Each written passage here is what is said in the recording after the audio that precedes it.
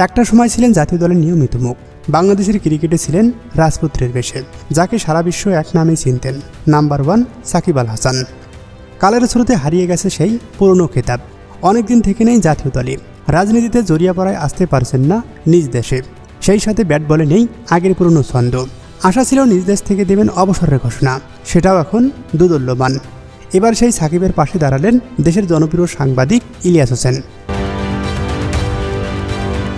আজ তিনি তার ভেরিফাইড ফেসবুক পেজে সাকিব আল হাসানকে নিয়ে এক স্ট্যাটাস দেন, যেখানে লেখা, আওয়ামী লীগের চোর বাটপার সবাইকে বিএনপি ভাগাভাগি করে নিয়েছে, তাহলে সাকিব আর কী দোষ করল? সাকিবের তো দেশের জন্য অনেক অবদান, তার বিষয়ে ভেবে দেখার অনুরোধ। সাকিবের বিদায়টা সুন্দর হোক, এটাই চাই। আরেকটা বিষয় বলে রাখি, সাকিবের পুরো পরিবার কিন্তু বিএনপিপন্থী। নিজ এলাকায় খোঁজ নিয়ে দেখতে পারেন। তো দর্শক, আপনি কি মনে করেন, সাকিবেরকে নিজ দেশের মাটি থেকে অবসরের ঘোষণা দেওয়া উচিত?